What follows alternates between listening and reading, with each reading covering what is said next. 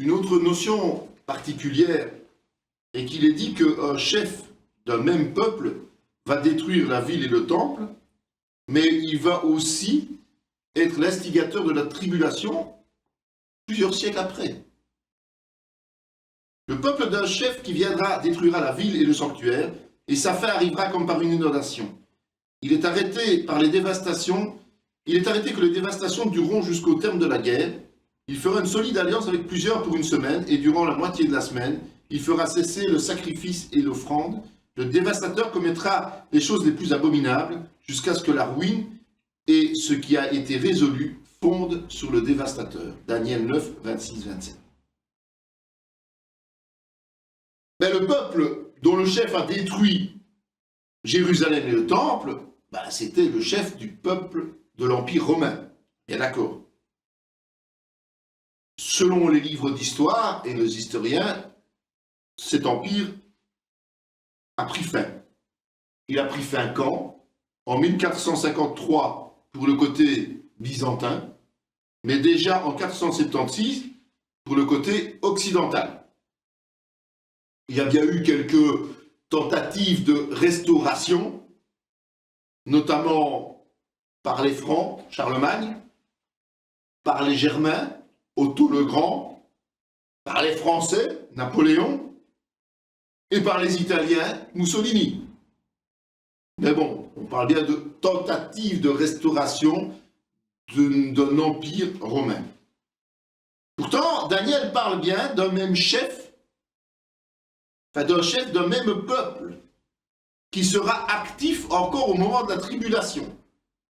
Et ce peuple-là, c'est le peuple qui a participé à la destruction du temple et de Jérusalem. Alors, qu'est-ce qui nous donne la raison, la vraie version des faits? Est-ce que c'est l'histoire des hommes? Est-ce que c'est Dieu? Pour moi, c'est Dieu. J'en doute pas, et on va voir pourquoi. Mais certains pourraient dire les hommes. Alors, la prophétie n'a plus aucun sens. D'accord? Que s'est-il passé depuis la fin officielle de l'Empire romain? C'est peut-être ça qu'il faut regarder. Il faut savoir que c'est Constantin, l'empereur Constantin, qui a décidé de fusionner l'État et l'Église, et qui a fait de l'Empire romain un empire chrétien. C'est vrai que les barbares ont fini par faire s'effondrer les frontières. Mais le système administratif romain a survécu au sein de l'Église de Rome. Si vous observez aujourd'hui, les provinces ecclésiastiques correspondent aux anciennes provinces de l'État de l'Empire romain. Et Rome, capitale de l'Empire romain, est encore aujourd'hui le siège mondial du catholicisme. Notons quand même que le latin, qui était la langue commune de l'Empire romain,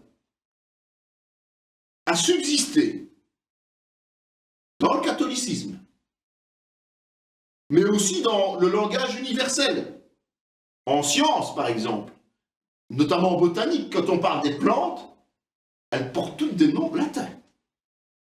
Dans les textes de loi, quand un avocat vous parle, il utilise des termes latins. La médecine, l'armée, les grades, par exemple, sont des grades romains. Même si on les modifie un tout petit peu, ce sont toujours des grades romains.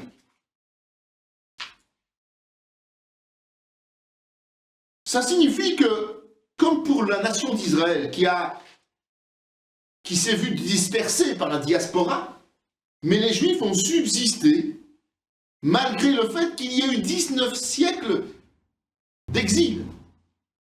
Et ils sont revenus, en tout cas en grande partie, sur la terre promise. Et on peut dire que c'est la même chose pour l'Empire romain. Il connaît une certaine période d'endormissement, de léthargie. Mais il n'a jamais disparu totalement.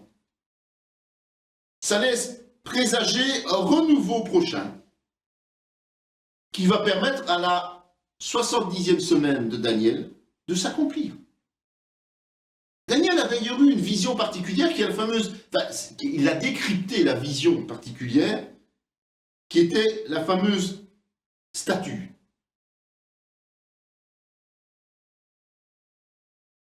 Israël n'est pas sorti du monde quant à l'histoire. L'histoire d'Israël est liée intimement à l'histoire du monde, évidemment, puisqu'on est sur la même terre. Et particulièrement liée à la succession des empires. Dieu l'a choisi comme étant son peuple. Et donc, il lui a révélé des choses quant à ce qui l'entourait. Je rappelle que l'Église, elle, n'a jamais été intégrée dans cela. Quand Daniel a interprété la vision de la fameuse statue, je vous fais grâce, on ne va pas lire tout le passage parce que c'est long, ça ne sert à rien, mais on va revenir sur les points importants. Quand Daniel a interprété ce rêve, il a expliqué que cela concernait 4 empires puissants qui allaient se succéder. C'étaient des empires qui avaient une influence quasiment mondiale, à l'époque en tout cas du monde connu. Hein, on est bien d'accord. Mais leur puissance allait être décroissante, donc de moins en moins importante. En fait, la statue était constituée de matière de moins en moins noble. Ces empires vont se succéder sur Terre. Et chaque empire successif va garder des traces du précédent, notamment la culture, les croyances, l'idolâtrie, les organisations sociales et autres, tout en ayant une certaine évolution.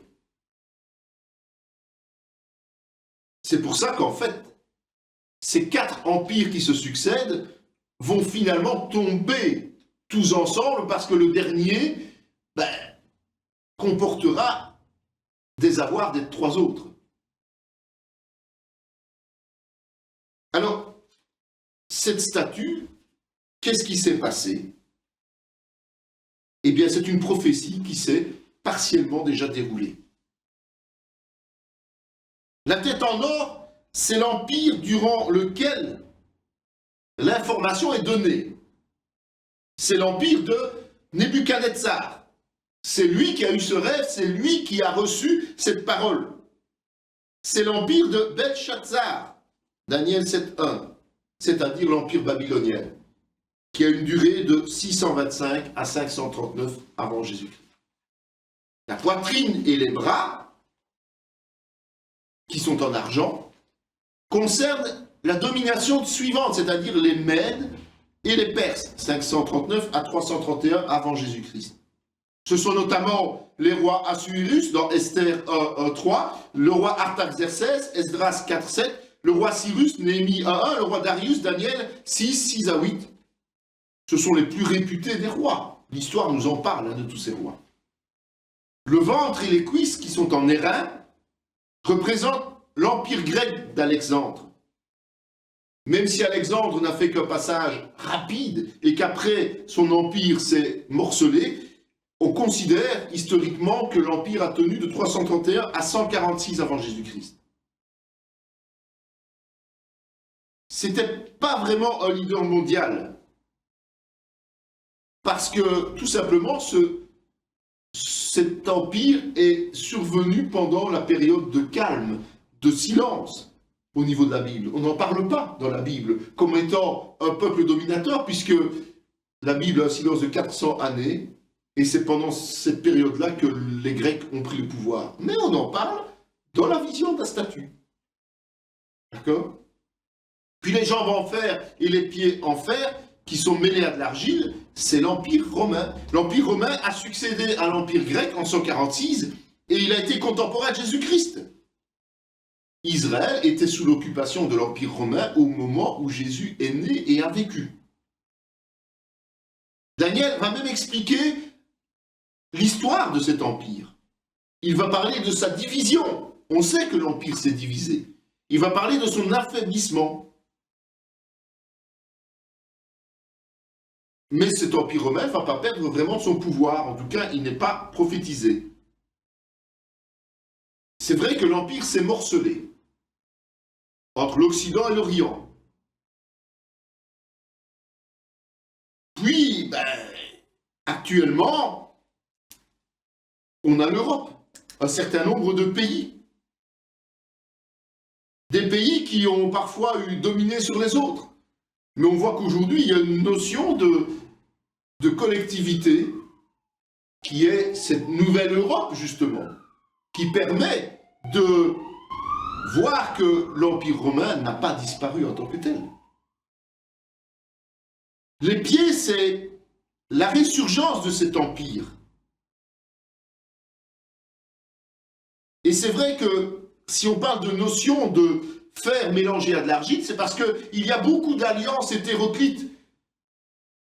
Et finalement, toutes ces alliances vont faire que cet empire finira par être détruit.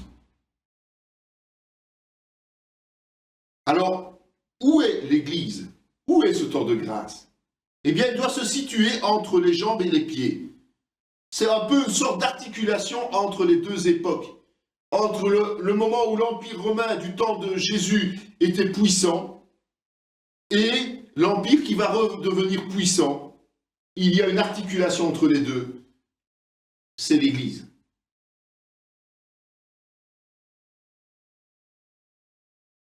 La particularité de la vision de la statue, c'est que l'Empire romain doit être renversé de manière définitive par un autre royaume.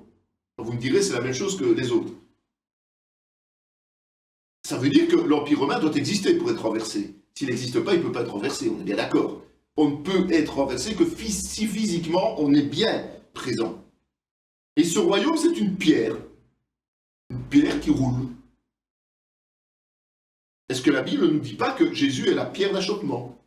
Romains 9, 32, 33. Ou est-ce qu'on ne nous dit pas que Jésus est le successeur éternel du trône de David, Luc 1, 32. Cette pierre, il est dit qu'elle se détache sans la main des hommes. Et elle vient renverser la statue à sa base. Et la renversant à sa base, elle va être réduite à néant. Après avoir pris de l'ampleur, elle va dominer éternellement sur toute la terre. Une autre vision de Daniel qui vient renforcer ce concept, c'est les 4 animaux sortis de la mer. Ça a toujours été donné du temps de la domination babylonienne. Et ce sont les mêmes conclusions que celles de la statue, en fait. Mais il y a des détails plus précis qui sont dévoilés. On ne va pas lire non plus tout ce passage qui se trouve en Daniel 7, 2, 27. Ça, je vous laisse le soin de le faire. Mais nous verrons que, avant de nous intéresser aux animaux en tant que tels, on va souligner 4 vents qui symbolisent les mouvements historiques chahutés. La Grande Mer étant symboliquement dans la parole de Dieu, bien souvent les nations, ici les nations non juives tout au long de l'histoire. Chaque animal représente un empire. Le lion aux ailes, c'est Babylone. L'ours, c'est l'empire Mède et Perse. En fait, les 3 côtés, les 3 côtes, représentent la division des territoires conquis. Donc, il y a eu un partage des territoires conquis quelque part. Le léopard aux 4 ailes et 4 têtes, c'est la Grèce. C'est une ascension forte que la Grèce a connue du temps d'Alexandre le Grand. Il est allé chercher des territoires bien au-delà des autres. Il a imposé une langue unique dans tout son territoire, en 12 ans à peine. Et cette langue va survivre à la conquête romaine. Et la 4e bête, aux dents de fer et aux 10 cornes, c'est celle-là sur laquelle nous allons nous attarder, c'est Rome. Alors contrairement à la vision de la statue, qui a prophétisé une dégradation de sa force au gré des transmissions de pouvoir, Rome, ici, elle est présentée comme toute puissante. Et ça s'explique par quoi? Par le fait qu'à cette époque, l'Empire romain n'hésitait pas à détruire toutes les nations qui étaient conquises.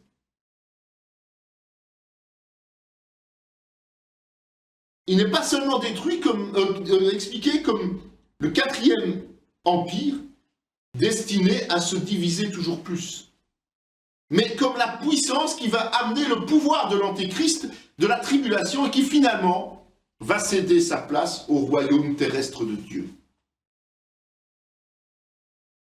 Pour pouvoir être ce royaume, cet empire qui va céder sa place au royaume terrestre de Dieu, il faut que d'une manière ou d'une autre, il continue à exister. Et Daniel va nous tracer les lignes principales. En fait, au départ du redressement de l'Empire romain, ce ne sera pas une seule entité qui prendra le pouvoir, mais 10 royaumes conséquents. 10 royaumes ou États, qui sont symbolisés par les cornes de la vision et de Daniel ici, et les orteils de la statue. La statue, elle avait aussi des orteils, pieds et orteils. D'accord? Par la suite, une autre corne supplémentaire qui possède une bouche va prendre progressivement le dessus. Ce n'est autre que notre Antéchrist, prophétisé comme étant le conducteur à venir dans la 70e semaine.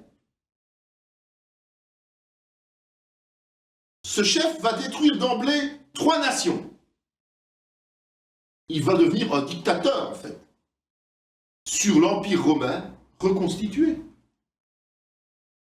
L'Ancien des jours n'est autre que la pierre de la statue, Jésus-Christ, qui finalement va triompher.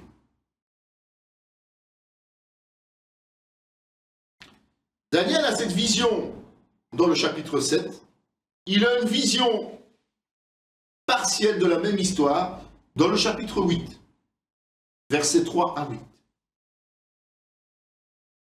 Dans cette vision-là, la particularité, c'est que on débute à l'empire médo-perse.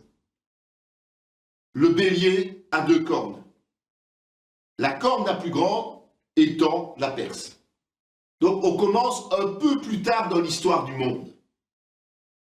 Le bouc, c'est le grec Alexandre le Grand, qui finit par se rendre maître de toute la contrée médo-perse. Mais à la mort d'Alexandre, son empire a été divisé en 4. Et d'une de ces parties est apparue une petite corne qui n'est autre que Antiochus Épiphane, le précurseur de l'Antéchrist dont on va parler après, évidemment. Encore quelques petites informations complémentaires. Dans Daniel 11, 2, 4, il est dit « Maintenant, je vais te faire connaître la vérité. Voici, il y aura encore 3 rois en Perse. Le 4e amassera plus de richesses que tous les autres, et quand il sera puissant par ses richesses, il soulèvera tout contre le royaume de Javan. Mais il s'élèvera un vaillant roi qui dominera avec une grande puissance et fera ce qu'il voudra. Et lorsqu'il sera élevé, son royaume se brisera et sera divisé vers les 4 vents des cieux. Il n'appartiendra pas à ses descendants, il ne sera pas aussi puissant qu'il était, car il sera déchiré et il passera à d'autres qu'à eux. » En fait, ce sont des faits qui se sont réellement passés de nouveau. Ça concernait l'Empire perse qui a été renversé par Alexandre le Grand, ce qu'on appelle le vaillant roi. C'était d'ailleurs sa réputation. Alexandre le Grand était un roi vaillant et qui a fait des conquêtes extraordinaires. Et l'empire d'Alexandre le Grand sera, à sa mort, divisé en 4 royaumes, dirigés chacun par des nouvelles lignées. Dans Daniel 11, 5, 20, on parle justement de ce roi qui deviendra fort, et il y a toute une série de données qui nous complètent les informations que nous avons. On ne va pas de nouveau lire le passage, je vous laisse lire à votre aise, mais dans le partage qui aura lieu après la mort d'Alexandre le Grand, eh bien, il va naître certaines rivalités entre plusieurs peuples, dont l'Égypte, qui est le roi du Midi, et la Syrie, le roi de Syrie, tout simplement. Il va y avoir diverses batailles, il va y avoir des alliances qui seront bafouées, et le point de passage de toutes ces bagarres et de ces disputes, c'est Israël. Il faut passer par Israël pour aller se bagarrer et se disputer. C'est pour ça que l'on parle d'hommes violents parmi ton peuple. Et donc Israël va rester longtemps sous l'égide de la Syrie, notamment parce qu'il y a eu une révolte et Antiochus III le Grand a ramené l'ordre.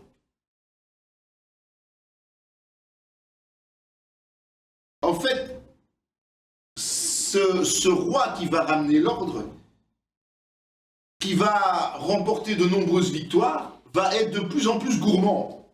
Là, c'est toujours le problème. Et à un moment donné, il va se retrouver face à un empire qui naît, l'empire de Rome, avec un certain Scipion, le général Scipion, qui va l'assujettir et qui va lui réclamer des territoires et des butins conséquents. Antiochus III va alors essayer d'imposer à Israël de payer la dette pour lui, parce que Israël est la plus belle partie de son royaume. Mais il a été empoisonné, il est mort. Et c'est Antiochus IV Épiphane, que l'on détermine souvent comme le précurseur de l'Antichrist, qui va prendre les rênes de ce royaume. On en parlera par la suite. Aujourd'hui, la question à se poser, c'est où en est Rome? Parce que c'était ça la question de départ. Où en est Rome? Où en sommes-nous aujourd'hui? Nous avons pu remarquer que beaucoup de choses ont changé en Europe au XXe siècle. Et c'est dû principalement aux guerres dites mondiales qui ont eu lieu et qui ont causé beaucoup de problèmes. Il y a eu des ramifications, des réunifications, pardon, et les dirigeants politiques ont essayé, tout en s'unifiant, de se replier sur eux-mêmes. C'est aujourd'hui l'état que nous constatons en Europe. C'est-à-dire qu'il y a une Union européenne, mais chacun veut rester maître chez lui. Mais il faut quand même constater certaines choses. L'Union européenne aujourd'hui compte 27 pays. Et ces pays ont mis en commun un certain nombre de choses, partiellement ou totalement. Notamment au niveau des lois, au niveau de la représentativité. Il y a une monnaie commune, il y a un gouvernement et même aujourd'hui un président. On n'est pas encore là à la prophétie où il y a une unité, puisqu'il faut constater qu'il y a au moins 27 nations, voire même maintenant 28 qui vont bientôt arriver. Mais si vous observez bien, vous vous rendez compte qu'en Europe, il y a un certain nombre de nations qui essaient d'avoir une influence de plus en plus importante. Pour n'en citer que quelques-unes, on a la France, on a l'Allemagne, on a l'Angleterre, on a l'Italie, on a l'Espagne. À côté de ça, on a des nations qui sont très faibles, comme la Grèce, le Portugal. Et puis il y a des petites nations, comme la Belgique notamment, qui n'ont pas beaucoup de pouvoir politique. Comme on est dans une situation de crise, on ne peut pas dire comment les choses vont tourner. Au niveau de cette cohésion, au niveau de cette unité européenne. Mais on se dit quand même que soit il peut y avoir faillite, soit il peut y avoir des séparations, soit il peut y avoir des absorptions.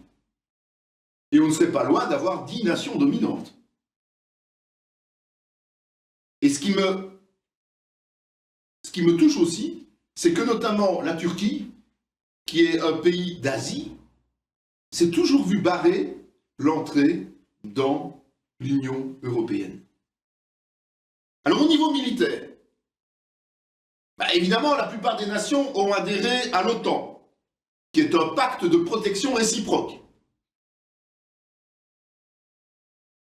Plusieurs anciens alliés du bloc URSS, donc de l'Est, leur ont emboîté le pas. Ils sont non seulement rentrés dans l'Union européenne en tant que politique, mais ont aussi adhéré à l'OTAN. L'ONU est l'organisation de la paix au niveau mondial. Et les alliés de l'OTAN se retrouvent dans l'ONU. Mais aussi d'autres puissances. Et l'Europe s'est progressivement, même si c'est encore embryonnaire, dotée d'un système militaire d'intervention rapide. Le troisième point important, c'est la survenance de plus en plus forte de l'œcuménisme religieux. Entre obédience chrétienne, c'est une chose, mais aussi avec d'autres religions. C'est un signe d'une certaine unification, à l'image de ce que Constantin a fait à l'époque en fusionnant la religion et l'État. Ça veut dire quoi? Ça veut dire qu'en nivelant la foi, en ayant une foi qui n'a plus de consistance, ça permet de mettre en place progressivement une religion mondiale qui serait reconnue par le plus grand nombre et qui serait finalement soumise à l'Antichrist. En fait, on n'est pas loin de tous les facteurs qu'il faut réunir pour unifier à nouveau l'Empire romain. Quel que soit le nom qu'il porte, l'Empire romain c'est une image, c'est pas pour ça que ça doit s'appeler nécessairement Empire romain, mais en tout cas dans l'unité, dans l'idée, dans la continuité de l'Empire romain. Comme Daniel l'a prophétisé. La seule réponse que l'on doit se poser, ce n'est pas est-ce que ça va arriver, c'est quand est-ce que ça va arriver. La parole nous dit que nul ne le sait hormis le Père, Matthieu 24, 36. Donc pour terminer cette partie ici, on va juste encore comparer sur ce tableau le parallélisme entre l'histoire du peuple juif et l'histoire de l'Église. On voit que l'histoire du peuple juif se trouve principalement dans l'Ancien Testament et dans le livre d'Apocalypse. L'histoire de l'Église, elle, c'est uniquement dans le Nouveau Testament. L'histoire du peuple juif a connu plusieurs phases successives. Les juges, les rois, l'exil. L'histoire de l'Église ne connaît qu'une seule phase, la grâce. L'histoire de l'Église d'Israël est régie par une seule règle, la loi de Dieu. L'Église, elle, c'est une seule manière, Jésus. Dans l'Ancien Testament, dans l'histoire des Juifs, sont principalement les prophètes qui interviennent de façon forte. Dans l'Église, il y a 5 ministères. Dans l'histoire du peuple juif, il n'y a que des Juifs qui sont concernés. Dans l'Église, il y a des Juifs et des gentils. La destinée d'Israël est une destinée terrestre. Même si c'est la nouvelle terre et les nouveaux cieux. La destinée de l'Église est une destinée céleste. Le peuple juif est l'épouse de l'Éternel. L'Église est l'épouse de Christ.